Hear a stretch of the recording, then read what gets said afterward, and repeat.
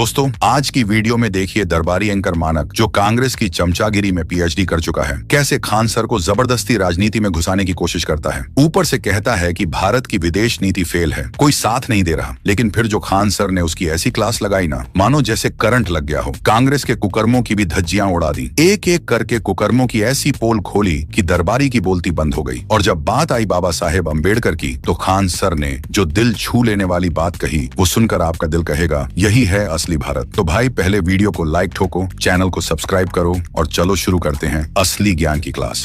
Picture चालू करो बे।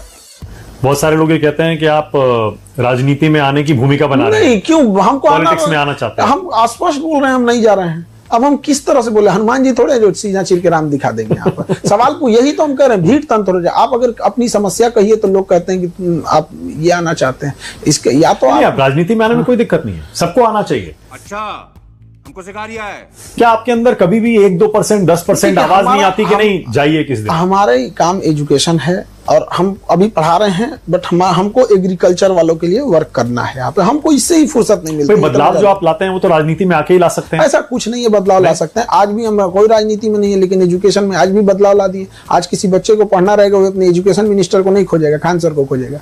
ये हम गारंटी बोलते हैं। किसी राज्य के एजुकेशन मिनिस्टर से पूछ नहीं जाएगा उनके पास। यानी आप मानते हैं कि सोशल मीडिया ने सबको इतना ताकतवर बना दिया यहाँ। बिल्कुल, आप सच्चे मन से करना चाहेंगे तो हो जाएगा, बिल्कुल बदलाव आएगा। कोई जरूरी नहीं है कि आप वहीं जाएं। ये बड़ी अच्छी बात कही है। टू नेशन थ्योरी पर आपकी राय क्या है? क्या धर्म के आधार पर पाकिस्तान बनना चाहिए था? पहली बात तो जो उस समय के राजनेता लोग थे, जो उस समय के थे, उन लोगों ने सबसे बड़ी गलती किया कि हमारी जमीन, हमारा देश को एक लाइन खींच के चला गया, इधर इंडिया, इंडिया पाकिस्तान आप मान लिए। तो सबसे बड़ी बेवकूफी है। पहला डिसीजन होना चाहिए कि हमें रेड क्लिफ लाइन नहीं चाहिए, पूरा पाकिस्तान हमारा है। डूरन लाइन नहीं चाहिए, हमारे गांधारी का गांधार था और इधर हमको म्यांमार हमारा था। 1900 आजादी के केवल 10 साल पहले म्यांमार अलग हुआ था, 1937 में। 35 के अधिनियम के तहत 37 में कंप्लीट खत्म, पूरा अखंड भारत चाहिए था। अभी क्या ले आए यहाँ पर? समझ रहे हो? समझ रहे हो? किसकी वजह से हुआ बंटवारा? उस समय जितने लोग थे सब जिम्मेदार थे, कोई एक आदमी नहीं। नहीं। लोग कहते हैं नेहरू जी की वजह से हुआ, कुछ कहते हैं गांधी की वजह से हुआ, कुछ कहते हैं जिन्ना की वजह से हुआ, एक पटेल ही थे, कुछ लोग कहते हैं। इन सबको हटा के अगर अंबेडकर साहब रहते तो सब समझ आते। सबसे बड़ी मिसिंग होती है, लोग अंबेडकर साहब को आजादी के टाइम अंडर एस्टिमेट कर देते हैं। जिसने संविधान लिखा है, जिस संविधान की आप शपथ लेते हैं, उस संविधान के निर्माता को आप पूछते तक नहीं है संविधान जब देश बनता है तो। अरे बाप रे, ये तो धोती खोल रहा है। हम ये पढ़ते हैं, आप तो पैरवी करते हैं सरदार पटेल को होना चाहिए, आप एक आदमी पैरवी करता है जवाहरलाल नेहरू को होना चाहिए। हम ये पूछते हैं क्या इन दोनों से योग्य अंबेडकर साहब नहीं थे? आप इन्हीं से पूछिए कि आप दोनों से योग्य थे कि नहीं थे। अंबेडकर साहब वो व्यक्ति थे जिनके हाथ में था एक अलग देश बनाना। 1932 रैमजे मैकडोनाल्ड प्रधानमंत्री, लंदन में बैठ के गोल में सम्मेलन चल रहा था, गांधी जी और वहां खड़े थे। वापस आए, इन्होंने कहा कि मुझे दलितों के लिए अलग देश नहीं चाहिए, बल्कि मुझे उनके लिए आरक्षण चाहिए ताकि मैं उनका उत्थान कर सकूं। क्या जिन्ना से कम पावरफुल थे अंबेडकर साहब? नहीं, उनकी देशभक्ति पे सवाल उठा देते हैं सर। अगर वो चाहते तो वो जैसे जिन्ना ने बनाया था बना सकते थे। सबसे योग्य कोई व्यक्ति था उस समय तो अंबेडकर साहब, जिसकी कोई चर्चा नहीं। उन्हीं को प्रधानमंत्री बिल्कुल होना चाहिए, तो सब लोग एक्सेप्ट कर लेते, इवन जिन्ना भी एक्सेप्ट कर लेता, इधर इंडिया भी एक्सेप्ट कर लेता। लेकिन अपना पर्सनल ईगो में वो एक इंसान छोटी जाति से आता है, वहां भी दिखा दिया लोगों ने। तो गांधी जी जिम्मेदार हैं? बिल्कुल, सारे लोग एकदम गांधी हो जाए, अम्बेडकर, जिन्ना हो जाए, जितने लोग अंबेडकर साहब रहते तो एक्सेप्टेंस देखिए, कुछ ऐसे लोग होते हैं जिनका एक्सेप्टेंस सब करता है। अंबेडकर साहब का एक्सेप्टेंस जिन्ना को भी करना पड़ता। अगर वो बन जाते प्रधानमंत्री अंबेडकर जी, तो आज देश अलग होता, अलग स्थिति में बिल्कुल रहता। आज वो स्थिति नहीं होती, पिछड़ों की, दलितों की बहुत सुधार, बहुत सुधार रहता। आज आप बताइए, संविधान में आपको कोई कमियां दिखती हैं?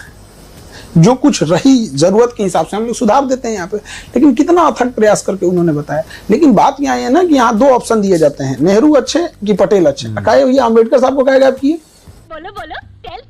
नहीं, मुझे समझ में नहीं आ रहा। आप तो बिहार में पले बड़े, यही रहते हैं, यहाँ के समाज को, राजनीति को समझते हैं। बिहार की राजनीति तो हमेशा से जात पर ही चली है, जाति पे वोट पड़ता है ना, पड़ता ही है। बिल्कुल, जातिवाद कूट कूट के भरा हुआ है यहाँ पर, सब में है। तो चीजें बहुत बड़े, और यूपी बिहार में तो इतना ज्यादा है, आप भी जानते हैं। लोग तेरे को बताते थे। तो ये तो चीजें समाज में बदलाव धीरे धीरे होगा। जब समाज पैसे और एजुकेशन दोनों कमाएगा तभी जाके बदलेगा। पर कोई तो वजह होगी ना कि सरकार भी तैयार हो गई। बीजेपी कभी नहीं मानती थी, जाति गणना की मांग कभी नहीं मानी, आप बार इस बार मान ली। बीजेपी मान ली। मैं कह रहा हूं, मान ली फिर बीजेपी नहीं रहा। तो ये तो आप बताइए, अगर गवर्नमेंट ने मांगी है तो ये तो उसके स्पोक्स पर्सन बताएंगे। इसका मतलब बहुत इंपॉर्टेंट मुद्दा है, मैं ये कहना चाह रहा हूं। हाँ बेटा, लगता है तुम गू खा के ही मानोगे। इसका मतलब लोग भी शायद चाहते हैं ओबीसी के लोग, मुद्दा SC/ST नहीं के लोग। होता है। राजनीति में एक ही मुद्दा इंपॉर्टेंट होता है कि हमको वोट किस चीज से मिलेगा।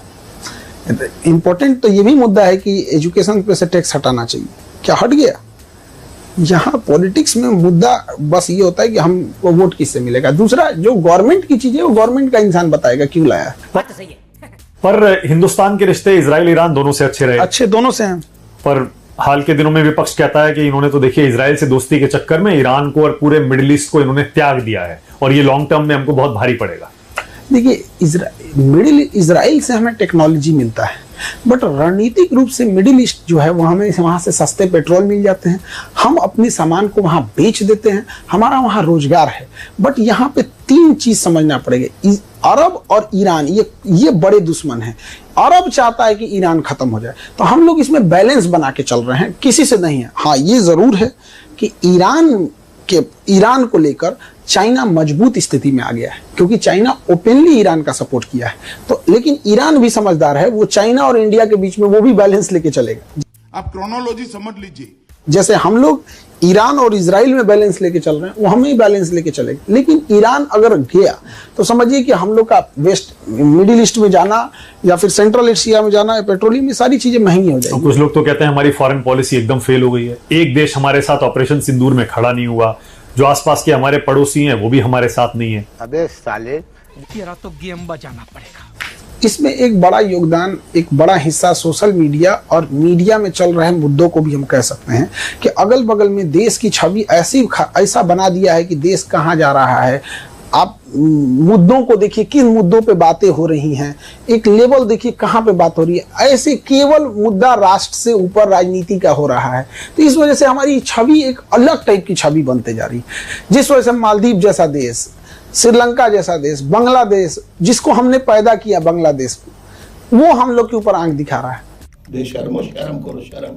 तो हमारी जो छवि है ना विश्व गुरु की, या हमारी जो छवि थी वसुधैव कुटुंबकम की, हमारी छवि राइट विंग की ओर ज्यादा मिटती जा रही है। जो एक रीजन वाले देश में, खास करके जहां देश है, वहां पे क्या हो रहा है कि हमारा निगेटिव इंपैक्ट डाल रहा है। हमारे इंडिया में से बहुत सारे लोग सिंगापुर नहीं गए होंगे, लेकिन उन्हें लगता होगा कि सिंगापुर बहुत अच्छा है। कैसे? क्योंकि उन्होंने मीडिया और इन सब चीजों से देखा है। तो हम मीडिया से काफी प्रभावित होते हैं। अमेरिका कोई नहीं गया है ज्यादातर लोग, लेकिन देखते हैं कि अमेरिका बहुत अच्छा है। उसी तरह से हमारे देश के बारे में पता करने से पहले लोग भी मीडिया देखते होंगे, तो इंडिया से कैसे लेवल की डिस्कस होता होगा, क्या दिखता होगा, उन्हें ये दिखता होगा यार ये सब तो केवल पॉलिटिक्स करता है सब। तो अच्छा है मैं अंधा हूँ। तुम्हारी पार्टी अच्छी कि मेरे, ये प्रधानमंत्री सही कि ये प्रधानमंत्री। अभी तक आप ये ज्यादती कर रहे हैं मीडिया के साथ। सिर्फ मीडिया कैसे दोषी हो सकता है फॉरेन पॉलिसी के लिए? जली ना, तेरी भी जली ना। वो तो सरकार उसके लिए जिम्मेदार, विपक्षी दल जिम्मेदार, जो लोग इस पर बहस करते और करवाते हैं। चड्ढा समझाओ इसे, समझाओ। इंटरनेशनल लेवल पर डिस्कस करने के लिए किस लेवल के लोगों को बुला के लाते हैं लोग?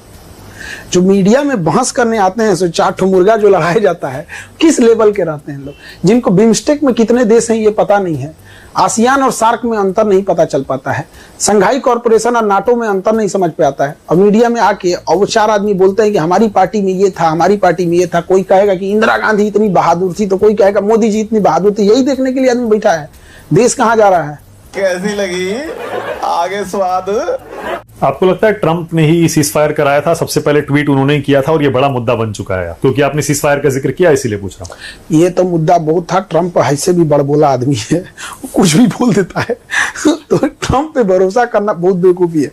मोदी जी को करना क्या चाहिए कि ईरान और इजराइल वाले मैटर में और अमेरिका वाले मैटर में इन्हें ट्वीट करना चाहिए कि मैंने अमेरिका और ईरान का सीज फायर करा दिया, यहाँ पर बदला बराबर।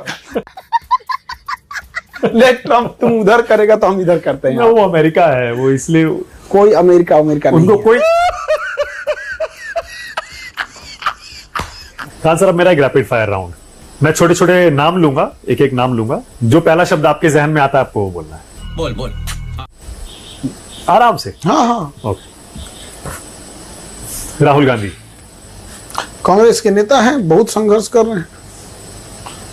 आप पसंद करते हैं? हमारे पसंद को हमसे आप 10 नेता का नाम पूछेंगे, हम कहेंगे 10 को पसंद करते हैं। ओके। करवाली बेइज्जती। प्रियंका गांधी, अच्छी बहन है उनकी। सोनिया गांधी, सब एक ही पार्टी से पूछेंगे। अरे बहुत लंबी लिस्ट है। राजीव गांधी। दूसरे के कहने के वजह से कई डिसीजन लिए जो इनको बहुत बुरा खामियाजा भुगतना पड़ा। चाहे वो सुप्रीम कोर्ट का वर्डिक्ट बदलना पड़ा, साहबानों वाले केस में इन्होंने पता नहीं क्यों ऐसा काम कर दिया, नहीं समझ में आया। जबकि सुप्रीम कोर्ट ने डिसीजन दिया था, मान लेना चाहिए था। फिर बफोर्स तो घोटाला में फंसे और फंसते चले गए। फिर वो स्विस बैंक, लोटस अकाउंट, क्या क्या क्या चीजें एक ही साथ होते गई। उसके बाद से तो दुर्घटना ही हो गई इनके साथ। संजय गांधी। छोटा सा कार्यकाल। नेहरू जी। अंधेरी गली के मुहाने पे जिसको देश पे छोड़ के गए थे सब, जवाहरलाल नेहरू को, तो नेहरू को वर्ल्ड लीडर बनने की अगर चाहत ना होती, वर्ल्ड लीडर बनने की चाहत ना होती, तो देश का ये हाल नहीं हुआ रहता। चाइना पे बिना मतलब का भरोसा करना, कश्मीर का मुद्दा लेके जाना, यूएनओ में लेके जाना, अपने आप को यूएनओ का महासचिव बनाने की ये सोच लेना, बिल्कुल एकदम गलत। चाइना के प्रति तो इनसे घटिया नीति कोई लाया ही नहीं था। ये बड़ी अच्छी बात कही आप। बाबा साहब अम्बेडकर। अनमैचेबल। चेहरा खिल गया एकदम अम्बेडकर जी का नाम आते ही। अनमैचेबल, अम्बेडकर साहब अनमैचेबल। और ये तो आप कह ही चुके कि उनको पहला प्रधानमंत्री बनना चाहिए था देश का। ये सरदार पटेल। आयरन मैन, बिल्कुल एकदम। उन्होंने बहुत किया, सारे छोटे छोटे राज्यों को जोड़ के किए। उनका कोई मतलब बैकडोर सपोर्ट नहीं था। एक मिडिल क्लास से आने वाले व्यक्ति जिनको पढ़ाई के लिए भी इतना संघर्ष करना पड़ा और देश के लिए इतना बेहतरीन काम किया, जोड़ के रखा। चाहे उनका सबसे बड़ा योगदान लक्षद्वीप को आधे घंटे पहले जोड़ा, जो लोग बहुत बार इसको नहीं देख पाते। वो लक्षद्वीप को जोड़े और इधर कश्मीर भरोसे बैठे थे जवाहरलाल नेहरू का। कश्मीर में उतना इंटरेस्ट वो नहीं लिए थे, बट जो साउथ वाला एरिया था उस सबको एकदम बेहतरीन ढंग से जोड़ के रखे। वो मतलब 10 साल और जी जाते तो देश की स्थिति कुछ और होती। दुर्भाग्य से उनकी मृत्यु 1950 में हो गई।